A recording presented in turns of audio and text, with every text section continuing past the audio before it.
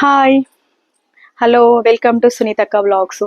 ఈరోజు వచ్చేసి మనం స్పెషల్ ఇంగ్రీడియంట్స్తో వచ్చిన మెయిన్ ఏంటంటే మన ఉలవచారు అంటే తెలుసు కదా చాలా మందికి.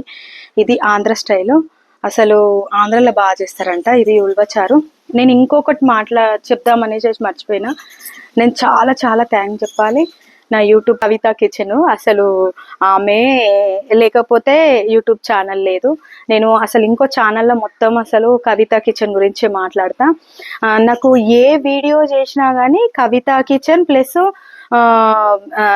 రాజేశ్వరి ప్రతి దానికి కామెంట్ ఉంటుంది. వీళ్ళిద్దరికి మాత్రం చాలా చాలా థ్యాంక్స్. ఎందుకంటే ప్రతి ఒక్కరు లైక్ చేస్తురు, షేర్ చేస్తురు, చూస్తురు వీడియోస్, కానీ కామెంట్ అనేది పెడతలేరు కదా. నాకు వీళ్ళిద్దరే కనిపిస్తారు కాబట్టి వీళ్ళిద్దరి గురించే మాట్లాడాల్సి వస్తుంది. వీళ్ళిద్దరు నాకు ఫుల్ సపోర్ట్ చేస్తురు. వీళ్ళిద్దరికి వెరీ వెరీ వెరీ థ్యాంక్స్ అనమాట. చాలా థ్యాంక్స్. అసలు నేను చెప్పలేను ఇంకా వేరే వర్డ్స్లల్లా. ఇంకా కవిత నీ గురించి అయితే నేను ఒక వ్లాగ్ చేస్తా. అది నిన్ను పెట్టుకొనే చేస్తా అనమాట. నిన్ను పెట్టుకొని చేస్తేనే బాగుంటది. ఎందుకంటే కవిత కిచెన్ కదా, నీ ఫుడ్ నువ్వు కుకింగ్ చేసేటప్పుడు వచ్చి ఆ వీడియోలో కనిపించి నీ గురించి చెప్పాలన్న కోరిక. ఇంకా నెక్స్ట్ వచ్చేసి మనం ఉల్వచారుకి వెళ్ళిపోదాము. ఉల్వచారు తెలుసు కదా. ఉల్వచారు ఏమో మరి నేనైతే చిన్న ఉన్నప్పుడు ఉల్వచారు చేస్తారని తెలుసు, కానీ నేను అప్పుడెప్పుడో తిన్నట్టు గుర్తుకుంది. తర్వాత ఇది ఆంధ్ర స్టైల్ అని అంటారు. చూద్దాము ఏ స్టైల్ అయితే తినేదే కదా, చూద్దాం ఒకసారి చేద్దాం. సరేనా? హాయ్ అండి అందరికీ. నేను ఇప్పుడు ఉల్వచారు చేస్తున్నా. ఎంతో హెల్త్ రెసిపీ అనమాట. చాలా చాలా బాగుంటుంది. మీరు కూడా చూడండి, చేయండి. ఇది నేను నైటే ఉల్వలు తీసుకొని 1/2 kg నానబెట్టేసేసుకున్నాను అనమాట. కలర్ అట్లా చేంజ్ అయిపోయింది చూడండి. ఇది పొద్దున వచ్చేసి నేను మళ్ళీ దీన్ని పెద్ద కుక్కర్లో వేసి ఒక 1/2 kgకి నేను 1.5 లీటర్ వాటర్ వేసిన అనమాట. ఎందుకంటే మనకు అంత ఉడకాలన్నమాట అది. అందుకని ఎంతసేపు తెలుసా, 1 గంట సేపు ఉడకబెట్టండి. 1.5 లీటర్ వాటర్ వేసి 1 గంట సేపు ఒక్క విజిల్ వచ్చేంత వరకే ఉడకబెట్టిన. ఇప్పుడు మనం జీలకర్ర ఆవాలు వేసేద్దాము. కొంచెం వేగని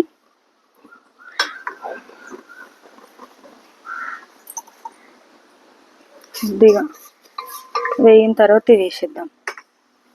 జీలకర్ర ఆవాలు వేసేసుకున్న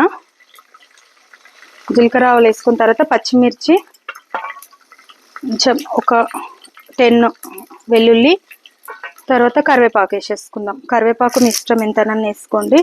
ఎంత ఎక్కువ తినాలనిపిస్తే ఎక్కువ వేసుకోండి, తక్కువ తినాలనిపిస్తే తక్కువ వేసుకోండి. ఇది కొంచెం పోపు బాగా వేయగాని ఇది నేను ఇందాక కొంచెం చింతపండు నానబెట్టి పెట్టుకున్న. మనం ఉల్వలు ఉడకబెట్టే టైంలోనే ఇది చింతపండు నానబెట్టేసేసి పెట్టిన. చిన్నగా స్టవ్ పెట్టుకొని 1 గంట సేపు ఉడకబెట్టాలి.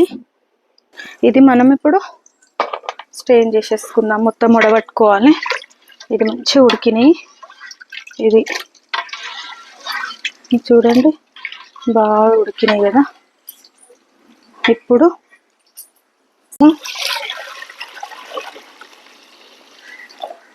లాస్ట్కి స్ట్రెయిన్ చేసేసుకుందాం మొత్తం.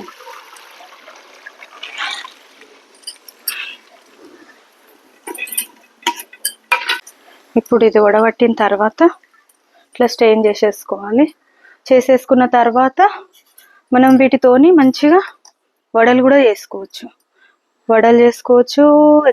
మళ్ళీ ఏమైనా ఆవులకు దానికి దీనికి వేసుకున్నా బాగానే ఉంటుంది. నేను చెప్పిన కదా, నైట్ నానబెట్టుకున్న తర్వాత బాగా 1 గంట సేపు ఉడకబెడితే ఇంత వచ్చింది వాటరు. చూద్దాం.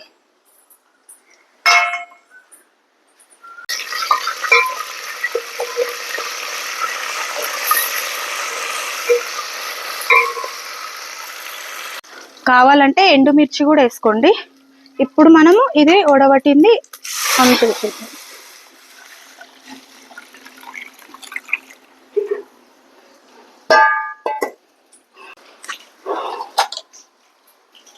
బాగా మరగాలి. మరిగిన తర్వాత చూపిస్తాను. ఇది ఉల్వల చారు చూడండి. దీని నిండు ఉండే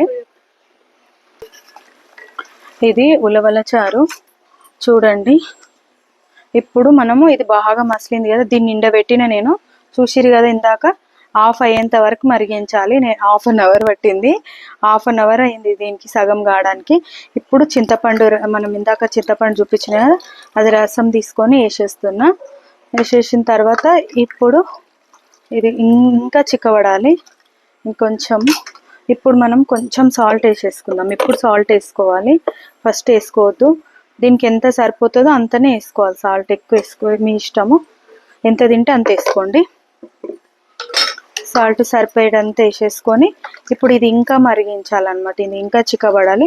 ఇది ఒక 10 నిమిషాలు మరిగిన తర్వాత చిక్కబడుతుంది. అప్పుడు ఒక 10 మినిట్స్ మరగని.